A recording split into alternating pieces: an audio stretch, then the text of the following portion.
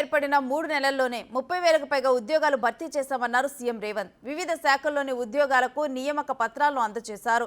ఇక గత ప్రభుత్వ నిరుద్యోగులను వంచిస్తే తమ ప్రభుత్వం ఉద్యోగుల ఆశయాలను నెరవేర్చిందని తెలిపారు. తనకు ఇంగ్లీష్ రాదన్న ప్రతిపక్షాలకు సరైన కౌంటర్ ఇచ్చారు సీఎం రేవంత్. ఇంగ్లీష్ రాని దేశాలు ప్రగతి పదంలో ముందుకు సాగుతున్నాయని చెప్పారు. 3 నెలలలోనే 30,000 ఉద్యోగాల నియామక పత్రాలు ఈ వేదిక మీద నుంచే లక్షలాది మంది నిరుద్యోగ యువకుల యొక్క ఆకాంక్షలు తీర్చడానికి ఈ వేదిక మీద నుంచే సంతకం పెట్టి నియామక పత్రాలు ఇవ్వడం జరిగింది.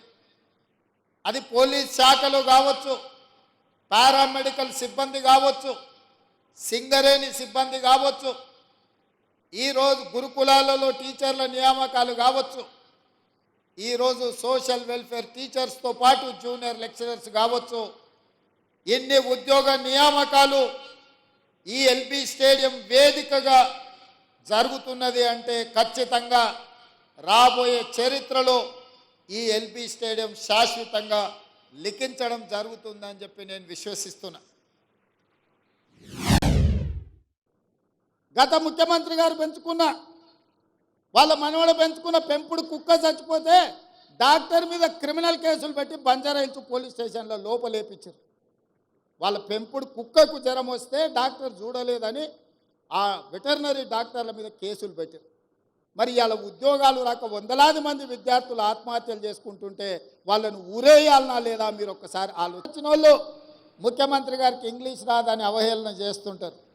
నేను ఒక మాట అడగదలుచుకుని ఈ వేదిక మీద నుంచి, చైనా, జపాన్, జర్మనీ ఈ దేశాలలో ఎవరికి ఇంగ్లీష్ రాదు, కానీ ప్రపంచంతోనే పోటీ పడిన అభివృద్ధిని ఈరోజు ఉత్పత్తిని ఆయా దేశాలు అందిస్తున్నాయి.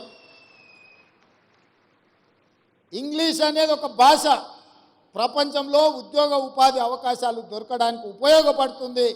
ఆనాడు ఆ రోజు ఆ పాఠశాలలో ఉన్న వసతులను బట్టి మాకు గురువులు నేర్పించిన చదువు మేము నేర్చుకున్నాము. ఈరోజు మీకు నా సూచన, ప్రతి విద్యార్థికి ప్రపంచంలో ఉద్యోగ ఉపాధి అవకాశాలు వచ్చే ఇంగ్లీష్ భాషను కూడా మీరు నేర్పండి. ఎవరో రేపు భవిష్యత్తులో ఈ పిల్లలకు, మీ దగ్గర చదువుకున్న పిల్లలకు ఇంగ్లీష్ రాదని అవహేళన చేసే పరిస్థితులు రావద్దు. ఫ్యూడల్ విధానంలో మార్పు రావాలి. పేదవాడికి విద్య చేరాలి. విద్య ఒక్కటే మన జీవితాలలో వెలుగు నింపుతుంది. చదువుకోవడం ద్వారా ఈ ప్రపంచానికే మనము ఏదైనా కావచ్చు, ఎక్కడికైనా చేరవచ్చు. దానికి మీరే బాధ్యత వహించాలి. మీరు ఖచ్చితంగా దిశగా ప్రయాణించాలి.